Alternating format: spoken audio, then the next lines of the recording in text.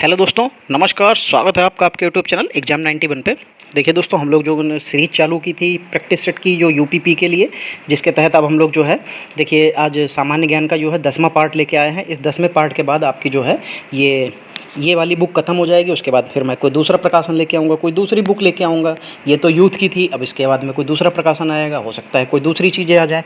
तो इस तरीके से हम लोग जो है क्या करेंगे, ऐसे ही इसको कंप्लीट करेंगे। तो अब देखिए हम लोगों का जो आज सामान्य ज्ञान है, ये देखिए ये वाला जो पोर्शन था ये आपका एक सेकंड में बताता हूँ अभी ये किस चीज़ का। ये सहायक परिचालक जो पेपर होता है यूपीपी के अंतर्गत, सहायक परिचालक, मुख्य परिचालक, तो उन्हीं का पेपर था। उसमें 20 विज्ञान के आते हैं, 20 जीएस के आते हैं क्वेश्चन। तो ये उसी का पेपर हम लोग अभी तक कर रहे थे, जिसमें आपको हिंदी प्लस जीएस मैं आपको प्लस साइंस तीनों चीज़ें करा रहा था, क्योंकि हमारे भी पेपर में 1-2 क्वेश्चन साइंस के आने ही आने हैं। तो अगर हम लोग 10 क्वेश्चन अगर 20-20 के कर लेते हैं तो इसका मतलब 200 क्वेश्चन हम लोगों ने कंप्लीट कर लिए। तो यहाँ से कुछ ना कुछ तो फंस ही जाएगा। चलिए तो देखते हैं कि 61 नंबर देखिए क्या लिखा हुआ है। किस साम्राज्य को हिंदुत्व का स्वर्ण माना जाता है? एक सेकंड रुकिए।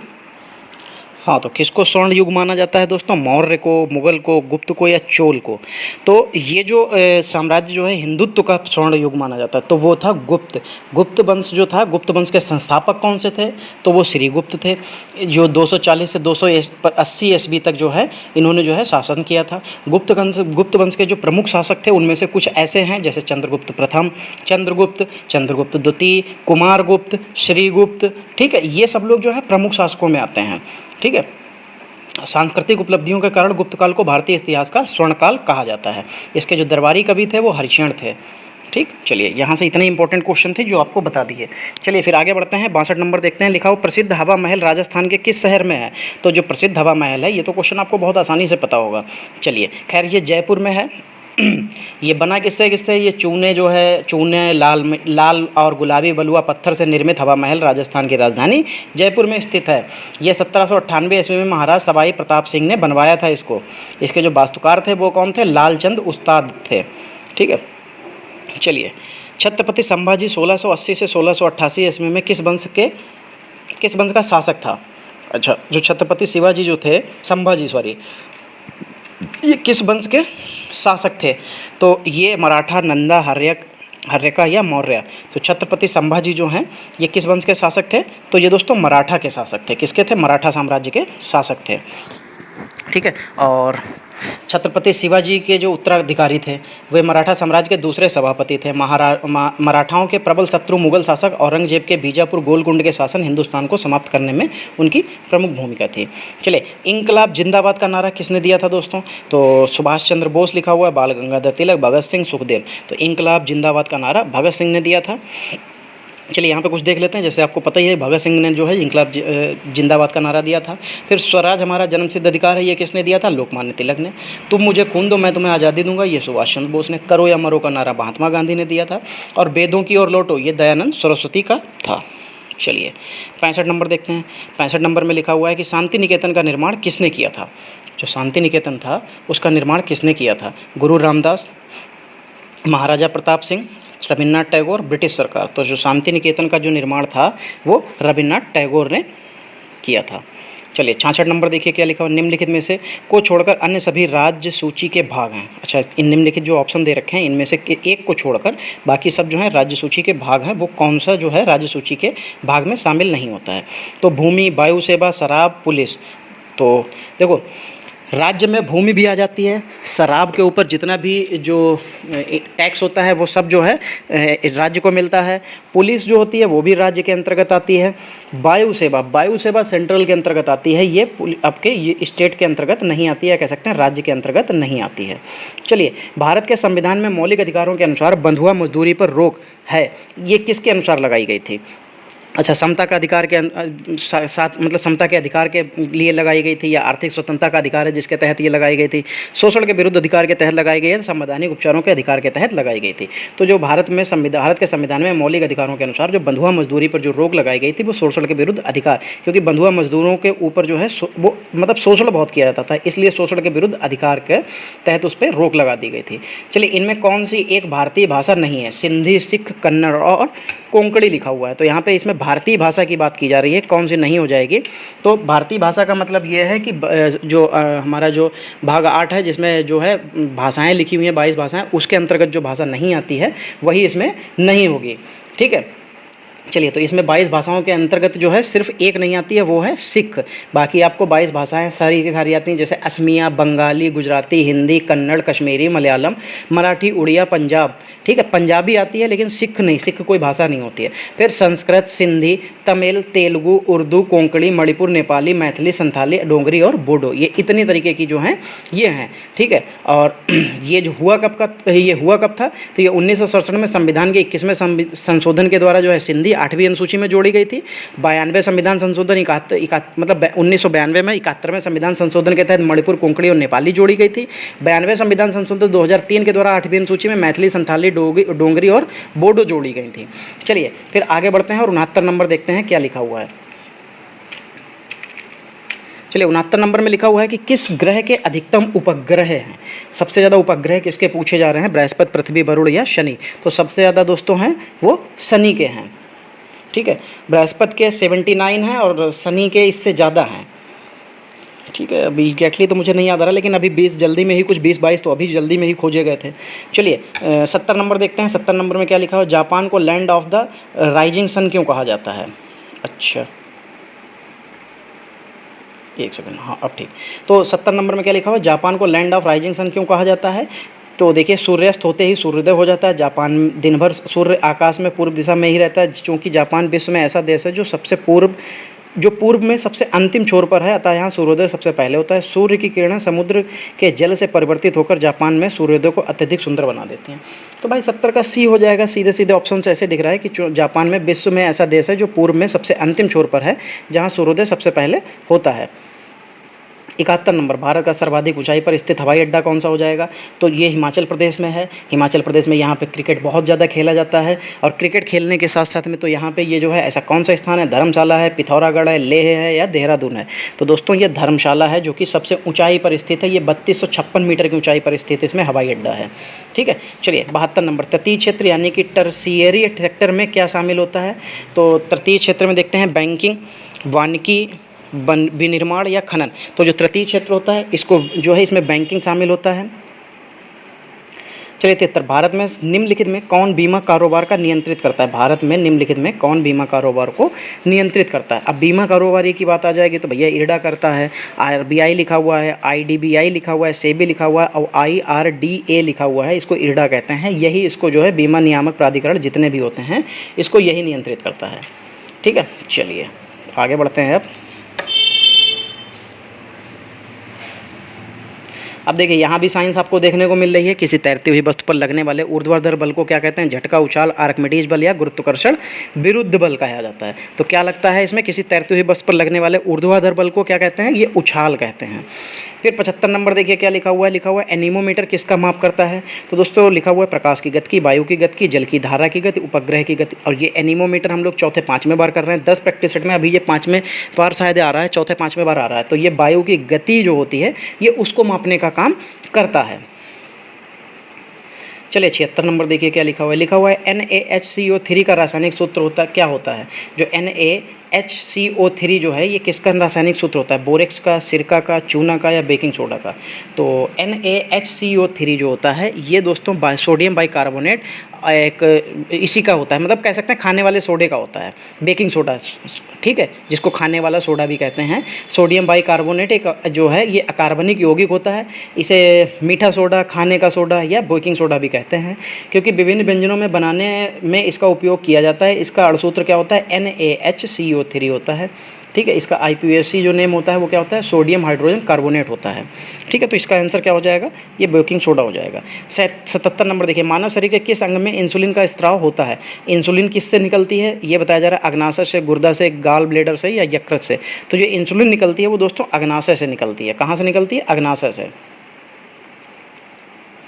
चलिए 78 नंबर देखिए क्या लिखा हुआ है कि वर्णांता व्यक्ति किन रंगों को भेद नहीं पाता है। तो वर्णांता में जो है किस तरीके के रंग जो है उसे नहीं दिखाई देते हैं।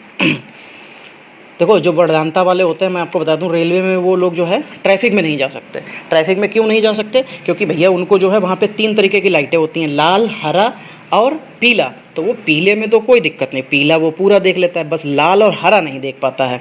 तो क्या हो जाएगा कि वरदानता व्यक्ति जो होता है किन रंगों को भेद नहीं पाता है, तो वो लाल और हरे को भेद नहीं पाता है, उसको पता ही नहीं चलता कौन सा लाल है कौन सा हरा है। इसीलिए मार्क जुकरबर्ग ने जो है फेसबुक को नीला बना रखा है।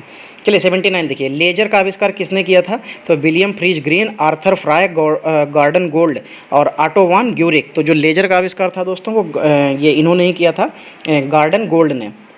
चलिए 80 नंबर देखिए क्या लिखा हुआ, बैक्टीरिया की खोज किसने की थी? देखिए आपको ऐसे भले ही उनका नाम ना याद हो, लेकिन आप जब उनका नाम शॉर्ट में देखते हैं तो आपको याद आ जाता है। जैसे एंटनी वैन लीवेनहॉक लिखा हुआ है, बेलारूस लिखा हुआ है, ह्यूगो दी राइस लिखा हुआ है, चौथा है रॉबर्ट ब्राउन। तो देखो बैक्टीरिया की खोज जो की थी वो एंटनी वैन लीवेनहॉक ने की थी। किसने? एंटनी वैन लीवेनहॉक ने की थी। चलिए 41 नंबर देखिए क्या लिखा हुआ है 41 नंबर में, जब श्वेत प्रकाश को 7 रंगों का मिश्रण, क्या लिखा हुआ है? जब श्वेत प्रकाश को 7 रंगों का मिश्रण कांच के प्रिज्म से होकर गुजरता है तो परिक्षेपण क्यों होता है? अच्छा भाई चलिए देखिए क्यों होता है। श्वेत प्रकाश 7 रंगों को पूरे प्रिज्म में क्या करती है? प्रकीर्णित करता है। श्वेत प्रकाश के 7 रंग कांच के प्रिज्म से अलग अलग चाल से गुजरते हैं, रंग प्रिज्म द्वारा परिवर्तित होते हैं, 7 रंग समान चाल से अपरिवर्तित होते हैं। तो जब श्वेत प्रकाश जो 7 रंगों का मिश्रण है कांच के प्रिज्म से होकर गुजरता है तो इसका परिक्षेपण इसलिए होता है क्योंकि ये जो श्वेत प्रकाश के जो 7 रंग होते हैं और इनमें जो है अलग अलग गुजरने की इनकी जो चाल होती है वो सबकी अलग अलग होती है, इसलिए ये अलग अलग आपको दिखाई देते हैं। चलिए 72 नंबर, वह उच्चतम तापमान जिस पर चुंबकीय पदार्थ अपने चुंबकीय गुण खो देता है क्या कहलाता है? निग्राहिता, धारणीयता, गलनांक या क्यूरी तापमान। तो जहाँ पर वो तापमान जहाँ पर जो है चुंबक अपने चुंबकीय गुण खो देता है वो कहलाता है क्यूरी तापमान कहलाता है दोस्तों। क्या कहलाता है? क्यूरी तापमान कहलाता है। 43 नंबर देखिए, 43 नंबर में लिखा हुआ है कि प्रणालिका का प्रयोग निम्न में किस में नहीं किया जाता है? तो मोटरों में, विद्युत घंटी में, सेलों में या मापन उपकरणों में। तो जो प्रणालिका का उपयोग होता है दोस्तों वो ये सेलों में नहीं किया जाता है। किस में नहीं किया जाता है? सेलों में। ठीक है, देखो जो प्रणालिका होती है वो होती क्या है? प्रणालिका जो होती है वो स्प्रिंग की भांति बनाए गए तार की एक संरचना होती है, ठीक है, जिसमें जो धारा होती है प्रवाहित करने पर चुंबकीय क्षेत्र निर्मित होता है। ये तार किसी अचुंबकीय पदार्थ जैसे प्लास्टिक के बेलनाकार आधार पर लिपटे रहते हैं जिसके अंदर कोई चुंबकीय क्रोड या हवा या चुंबकीय क्रोड लोहा हो सकता है। परिनालिकाएं इसलिए महत्वपूर्ण है क्योंकि इसकी सहायता से नियंत्रित चुंबक क्षेत्र का निर्माण किया जा सकता है तथा इसका विद्युत चुंबकों की तरह प्रयोग भी किया जा सकता है। तो यहाँ पे इसके लिए इसीलिए जो है ये कैसे हो सकता है? सेलों में नहीं होता है। चलिए 44 नंबर देखते हैं क्या लिखा हुआ है, निम्न में कौन सा ब्लॉक संचार प्रक्रिया से संबंधित नहीं है? अच्छा, ट्रांसमीटर ब्लॉक लिखा है, संचार माध्यम ब्लॉक लिखा है, रिसीवर ब्लॉक लिखा है और वेब शेपिंग ब्लॉक लिखा हुआ है। तो दोस्तों यहाँ पे जो है ब्लॉक संचार की प्रक्रिया से संबंधित जो नहीं है वो यहाँ पे जो वेब शेपिंग ब्लॉक लिखा है ये इस तरीके का कोई ब्लॉक होता ही नहीं है। 45 नंबर, ओडोमीटर एक ऐसा उपकरण है जिसका उपयोग जो है गाड़ियों में मापने के लिए किया जाता है। गाड़ियों में क्या मापने के लिए किया जाता है? दिशा, दूरी, गंध या गति। तो ये मैंने बहुत बार बताया है कि ओडोमीटर जो होता है ये उसकी गति मापने के लिए किया जाता है और स्पीडोमीटर नहीं, ओडोमीटर तो दूरी, जो उसमें डिस्टेंस दिखाता है ना कि 2 किलोमीटर चल गए, 5 किलोमीटर, 100 किलोमीटर, 1000 किलोमीटर। ओडोमीटर दूरी के लिए और स्पीडोमीटर स्पीड के लिए। तो ये दूरी के लिए होता है, ओडोमीटर दूरी के लिए होता है। कितने बार अभी तक आ चुका है, देखिए कन्फ्यूजन की वजह से ही चीज़ें गलत होती हैं, तो इसीलिए देखिए ये इतने बार क्वेश्चन आया कि अब तो आप लोगों को याद हो जाना चाहिए। 46 नंबर देखिए, निम्न में कौन सी तापमान की एसआई इकाई है? कौन सी तापमान की एसआई इकाई है? तापमान की अच्छा पूछा जा रहा है। तो देखिए भाई कौन सी जाएगी, डिग्री, सेल्सियस, फ़ारेनहाइट या केल्विन। तो देखो अंतर्राष्ट्रीय पद्धति पे पूछा जा रहा है कि निम्नलिखित में कौन सी तापमान की एसआई इकाई है, ठीक है, जिसको एसआई को ही कहते हैं अंतर्राष्ट्रीय पद्धति। तो अंतर्राष्ट्रीय पद्धति में आप कभी भी जाइएगा तो वहाँ पे पानी अगर देखते बताते भी हैं तो वो लोग केल्विन में बताते हैं, सेल्सियस में कभी नहीं बताते। तो इसका आंसर जो हो जाएगा वो केल्विन हो जाएगा। चलिए फिर रेडियो रिसीवर परिपथ में उच्च आवृत्ति का प्रयोग होने वाला लौह कोर पदार्थ होता है, क्या होता है वो? अच्छा, फ़ारेनहाइट लिखा हुआ है, निम्न चुंबकशीलता वाला पदार्थ लिखा है, उच्च चुंबकशीलता वाला पदार्थ है, उपरोक्त में से कोई नहीं। तो रेडियो रिसीवर परिपथ में उच्च आवृत्ति पर प्रयोग होने वाला लौह कोर पदार्थ जो होता है वो फेराइट होता है। मैं फ़ारेनहाइट पढ़ रहा था दोस्तों, फ़ारेनहाइट नहीं, ये फेराइट होता है, ठीक है। चलिए 48 नंबर देखते हैं। 48 नंबर में लिखा हुआ है कि दो कारों का द्रव्यमान m1 तथा m2 ये r1 तथा r2 त्रिज्या के वृत्तों पर घूमते हैं। यदि दोनों कारों का परिक्रमण काल समान है तो इनके कोणीय वेगों का अनुपात ω1 ω2 होगा। अच्छा, तो इसमें पूछा क्या है?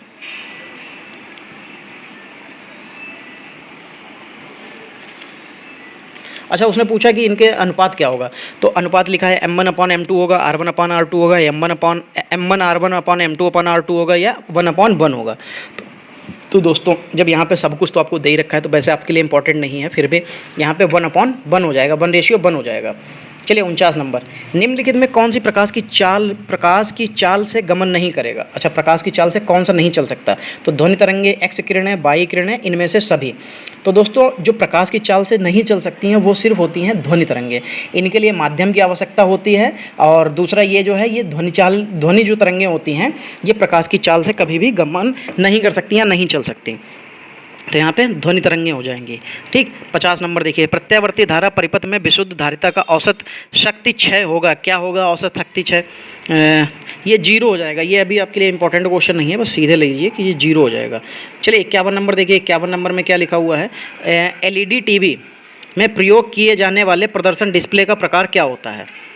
ठीक, तो LCD जो LED टीवी होते हैं उसमें प्रयोग किया जाने वाला जो डिस्प्ले होता है उसमें LCD का जो प्रकार होता है, डिस्प्ले का जो प्रकार होता है वो कौन सा होता है? अच्छा, TFT तो नहीं होता है, ठीक है। और प्लाज्मा, LED टीवी में प्रयोग किए जाने वाले प्रदर्शन डिस्प्ले का प्रकार क्या होता है? अच्छा, तो वो तो LCD हो जाता है, ठीक है। लिक्विड क्रिस्टल डिस्प्ले जिसको बोलते हैं ये LCD हो जाता है। चलिए फिर आगे बढ़ते हैं।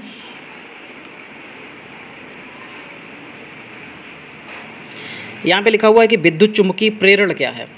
तो लिखा हुआ है कॉइल और चुंबकीय क्षेत्र के बीच सापेक्ष गति के कारण विद्युत धारा का उत्पादन।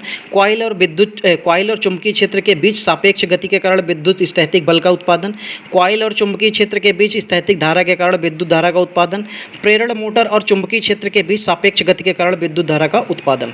तो जो विद्युत चुंबकीय प्रेरण होता है वो होता है कॉइल और चुंबकीय क्षेत्र के बीच सापेक्ष गति के कारण विद्युत धारा का उत्पादन। ये क्वेश्चन शायद कल या परसों के प्रैक्टिस सेट में था, आप इसको जाके क्रॉस चेक कर सकते हैं। देखिए यही ऑप्शन बिल्कुल ऐसे के ऐसे ही छप के आया था। चलिए गति का प्रसिद्ध नियम ने दिया था। गति के प्रसिद्ध 3 नियम हैं, किसने दिए हैं आपको बहुत अच्छे से पता होगा। ये क्वेश्चन का आंसर आप लोग कमेंट में दीजिएगा। नहीं देंगे मुझे पता है, इससे अच्छा मैं ही बता दूं, कोई फ़ायदा नहीं है। आप लोग कमेंट में आंसर तो देते नहीं हैं। अब बताइए, मैं हर पेपर में हर प्रैक्टिस सेट में मैंने क्वेश्चंस को छोड़ा है ये कहते हुए कि भैया आप लोग जो है क्वेश्चंस के जो आंसर मैं पूछता हूँ इसका जवाब जरूर दीजिएगा। पर वहाँ पर सिर्फ 2 से 3 लोग ऐसे हैं, कुछ 1-2 बच्चे ऐसे हैं, ठीक है। तो जो एक कॉप स्प्रिंट करके हैं वो बहुत आसानी से आपको जरूर आपका उनका कमेंट देखने को मिलेगा। वो अपने नंबर भी बताते हैं कि हाँ इतने नंबर बने हैं, प्लस वो अपने जो भी क्वेश्चन पूछते हैं वो क्वेश्चन भी बताते हैं, चाहे लास्ट क्वेश्चन ही मैं क्यों ना पूछूं। इसका मतलब है वो पूरे के पूरे वीडियो देखते हैं। तो देखिए इस तरीके के जो बच्चे होते हैं ये पढ़ने वाले बच्चे होते हैं और ये आगे भी निकलते हैं। और जब मैं क्वेश्चन पूछता हूं तो जब आप देख के इग्नोर करके चले जाते हैं तो इसका मतलब है कि या तो आपने उस क्वेश्चन तक पहुंचे नहीं है। मैं तो अगर कभी कभार दूसरा क्वेश्चन भी पूछ देता हूं कि कहता हूं कि कमेंट में बता देना, पर आप लोग उसको कमेंट में नहीं बता पाते हैं। तो अब क्या है, इसका मतलब है कि आपने देखा है लेकिन उसको इग्नोर करके छोड़ गए। अरे यार छोड़ो, मुझे क्या करना है यार, मैं क्यों बताऊं, ये बताएंगे खुद। तो वो भैया आपको दर्शाता है कि आप क्या करना चाहते हो। चलिए 53 नंबर देखिए, तो 53 में क्या हो जाएगा? गति का जो प्रसिद्ध नियम किसने दिया था? तो भैया ये तो न्यूटन ने दिए थे। न्यूटन का जो है प्रथम नियम, जिसको जड़त्व का नियम या प्रथम नियम कहा सकता है, जिसको कहा जा सकता है जड़त्व का नियम या प्रथम नियम या इनर्शिया का नियम, ठीक है, रूल ऑफ इनर्शिया। दूसरा क्या था? द्वितीय नियम क्या था? बल, द्रव्यमान एवं त्वरण के बीच संबंधी नियम था। ये इसमें बल F = ma था, यानी कि जो फोर्स था वो द्रव्यमान और त्वरण के बराबर होगा, उनके मल्टीपल के। तीसरा क्या था? क्रिया प्रतिक्रिया का नियम, ये तृतीय नियम था। तो 3 नियम है, न्यूटन ने दिए हैं ये तीनों नियम। चलिए 54 नंबर देखिए क्या लिखा हुआ है? किसी वस्तु पर किया गया कार्य निर्भर करता है, किस पर निर्भर करता है? विस्थापन पर, बल और विस्थापन के बीच कोण पर, और प्रयुक्त बल पर, वस्तु के द्रव्यमान पर। इनमें से क्या सही है? अच्छा ये बताना है कि क्या सही है। अच्छा भाई, ओहो, तो देखो किसी वस्तु पर किया गया कार्य निर्भर करता है किस पर? उसके विस्थापन पर तो निर्भर ही करेगा। बल और विस्थापन के बीच कोण पर, ये भी बहुत इंपॉर्टेंट फैक्ट आएगा। प्रयुक्त बल पर, इससे कोई मतलब नहीं होगा। वस्तु के द्रव्यमान पर, ये भी आ जाएगा। तो ए बी प्रयुक्त बल पर, वस्तु के द्रव्यमान पर। बल के द्रव्यमान, वस्तु के द्रव्यमान से फर्क नहीं पड़ेगा, वस्तु जो प्रयुक्त बल होगा उस पर फर्क पड़ जाएगा। तो इसलिए ABC तीनों सही हो जाएंगे। 55 नंबर देखिए क्या हो जाएगा? लिखा हुआ है किसी उपग्रह के कक्षीय तथा पलायन वेग b0 तथा ऐसे करके पूरा दिया है। हमें क्या ही मतलब इससे, क्योंकि ये तो आपके सब्जेक्ट यानी कि आपके जो सिलेबस है उससे रिलेटेड है नहीं, तो इसलिए इसको इग्नोर करके आगे बढ़ते हैं। 56 नंबर लिखा हुआ किरचॉफ की वोल्टता नियमानुसार किसी भी समवर्त पास में सभी आई बराबर धारा, आर बराबर प्रतिरोधकता तथा EMF का बीजीय योग हमेशा होता है। किसके बराबर हमेशा ये होता है? तो दोस्तों किरचॉफ का नियम जो होता है इसका बीजीय योग हमेशा 0 के बराबर होता है। चलिए लास्ट के 4 क्वेश्चन हैं, इनको खत्म करके क्लास को ख़त्म करते हैं। चलिए 57 नंबर देखिए क्या लिखा हुआ है। 57 नंबर में लिखा हुआ है कि उस भौतिक मात्रा का नाम बताएं जो बल और वेग के गुणनफल के बराबर होता है। तो जो बल और वेग के गुणनफल के बराबर होता है उसको शक्ति कहते हैं। क्या कहते हैं? शक्ति, यानी कि पावर। पावर का फार्मूला क्या होता है? F बराबर V, P बराबर V इंटू सॉरी फिर से मैं बताता हूँ, मैं गलती कर रहा हूँ। ये P बराबर F इंटू वी, ये फार्मूला होता है। P बराबर पावर बराबर फोर्स इंटू वेग, ठीक है, किसके सापेक्ष लगाया जा रहा है, ये उसके गुणनफल के बराबर हो जाता है, तो शक्ति हो जाता है। 58 नंबर देखिए क्या लिखा हुआ है। लिखा हुआ गतिज ऊर्जा के बारे में कौन सा गलत है? गतिज ऊर्जा के बारे में कौन सा कथन गलत हो जाएगा? तो स्थिर अवस्था में के दौरान वस्तु में निहित ऊर्जा का गतिज ऊर्जा कहा जाता है। यार ये तो पहले ही ऑप्शन में गलत दिख गया, तो यही गलत हो जाएगा। चलिए 59 नंबर देखिए, विभवांतर 12 वोल्ट और किया गया कार्य 60 जूल है, तो सर्किट के माध्यम से प्रवाहित विद्युत आवेश ज्ञात कीजिए। तो जब इसके बारे में हमको सीधे से पता है क्या हो जाएगा, W/B हो जाता है, Q बराबर W/B हो जाएगा, 60/V हो जाएगा, क्योंकि किया गया कार्य है तो कार्य W होता है, वेग उसका जो है विभवांतर कितना 12 दे रखा है, 60 इसको डिवाइड कर देंगे तो 5 आ जाएगा, ठीक है। चलिए 60 नंबर देखिए क्या लिखा हुआ है। निम्नलिखित में कौन सा प्रवाह विद्युत के कारण नहीं होता है? कौन सा प्रभाव विद्युत के कारण नहीं होता? चुंबकीय प्रभाव होता है, उसमें प्रभाव होता है, रासायनिक प्रभाव भी होता है, संकुचन प्रभाव ये नहीं होता है, तो यही आपका अलग हो जाएगा। चलिए दोस्तों देखिए हमारे जो पूरे 40 क्वेश्चन थे ये खत्म हो चुके हैं, और आपकी ये सीरीज जो 10 ये प्रैक्टिस सेट थे ये यूपी पुलिस वाले ये भी खत्म हो गए। अब हम लोग दूसरा प्रकाशन कंप्लीट करेंगे जो कि आपको कल से फिर से स्टार्ट हो जाएगा दूसरे प्रैक्टिस सेट में, ठीक है। तो दोस्तों आज की क्लास को हम लोग यहीं पर समाप्त करते हैं, मिलते हैं अगली क्लास में, तब तक के लिए जय हिंद दोस्तों।